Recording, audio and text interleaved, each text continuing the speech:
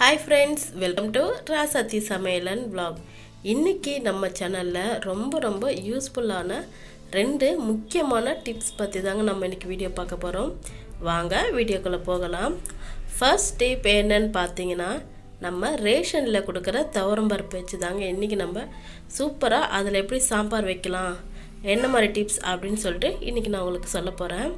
First பார்த்தீங்கன்னா, யாருமே ration பருப்பு வந்து நம்ம யூஸ் பண்ண மாட்டோம். ஒரு சிலர்லாம் அதை நம்ம எந்த மாதிரி மெத்தடில் யூஸ் பண்ணலான்னு பார்க்கலாம்.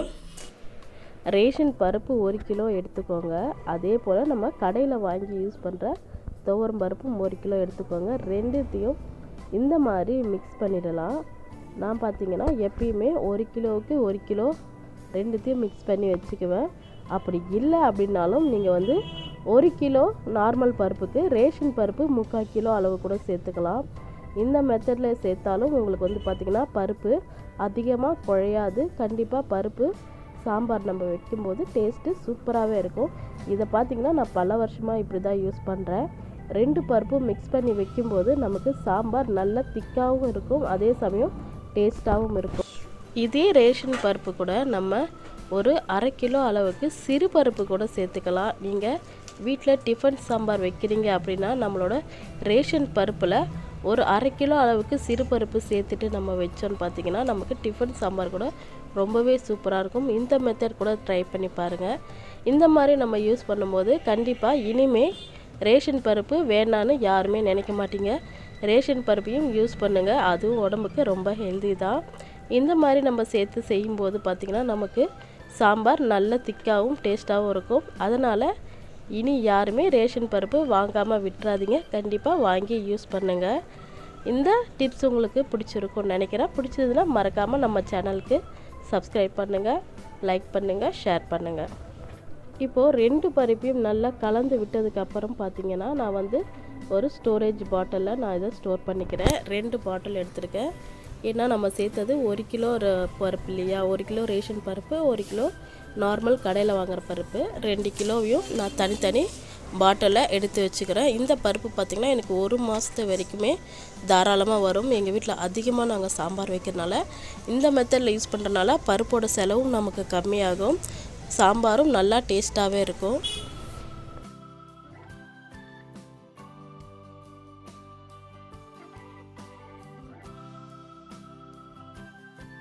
இப்போ நம்ம பார்க்க போகிற செகண்ட் டிப்ஸ் பார்த்திங்கன்னா, ரேஷன் கடையில் கொடுக்குற பாம் ஆயில் தாங்க.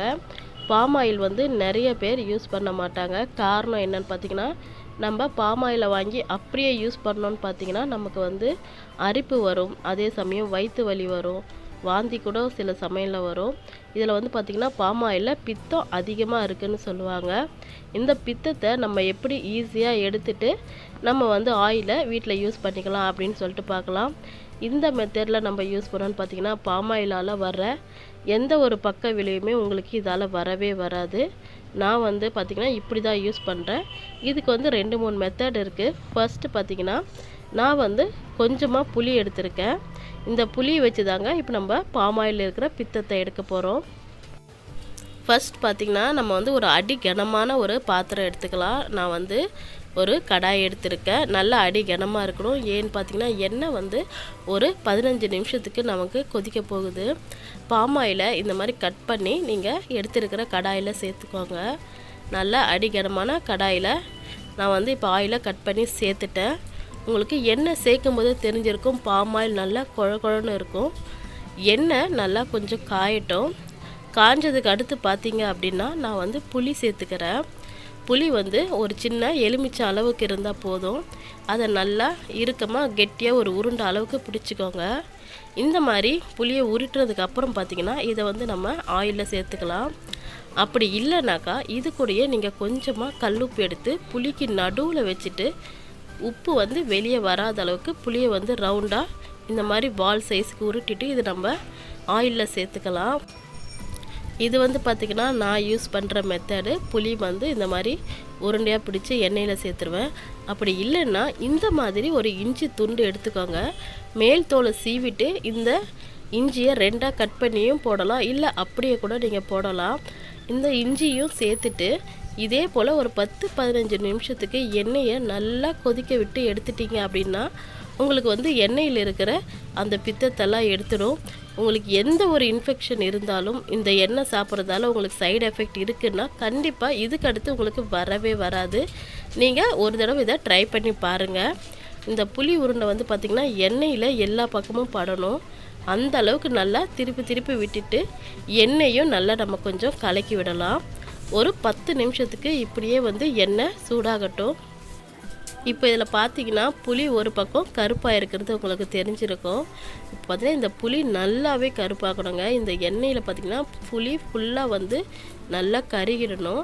அப்போ தான் பார்த்திங்கன்னா இதில் இருக்கிற பித்தத்தை பூரா இந்த புளி வந்து எடுத்துகிட்ருக்கோம். இப்போ பாருங்கள், புளி நம்ம சேர்த்துருந்த எல்லா புளியுமே நல்லா கருப்பாயிடுச்சு. இஞ்சி சேர்க்குறவங்களா இருந்திருந்திங்கன்னா இந்த ஸ்டேஜில் இஞ்சி கூட நல்லா கருப்பாக இருக்கும். இஞ்சியை இப்போ நம்ம வெளியில் எடுத்துடணும். இப்போ பார்த்திங்கன்னா நான் புளியவும் வெளியே எடுத்துடுறேன். இப்போ அடுப்பை ஆஃப் பண்ணிவிட்டு இதை ஆற விட்டுறலாம். எண்ணெய் பார்த்திங்கன்னா நல்லா பளபளன்னு ஆயிடுச்சு. அவ்வளோதாங்க. இப்போ வந்து நான் வேறு ஒரு பாட்டிலுக்கு இந்த எண்ணெயை மாற்றிக்கிறேன். ஏன்னா எண்ணெய் வந்து நல்லா ஆறிடுச்சு. இப்போ நம்ம இதை வேறு ஒரு பாட்டிலில் சேர்த்துட்டு நம்ம யூஸ் பண்ணிக்கலாம். இப்போது இந்த எண்ணெயை தாராளமாக நம்ம சமையலுக்கு யூஸ் பண்ணிக்கலாம். இந்த மெத்தடும் உங்களுக்கு பிடிச்சிருக்குன்னு நினைக்கிறேன். பிடிச்சிருந்தா கண்டிப்பாக இந்த வீடியோக்கு ஒரு லைக் பண்ணுங்கள். இனிமேல் ரேஷனில் கொடுக்குற பருப்பையும் எண்ணெயும் வேண்டான்னு யாரும் சொல்ல மாட்டீங்க. இந்த 2 அட்டகாசமான டிப்ஸ் உங்கள் எல்லாருக்கும் பிடிச்சிருக்குன்னு நினைக்கிறேன். தேங்க்ஸ் ஃபார் வாட்சிங்.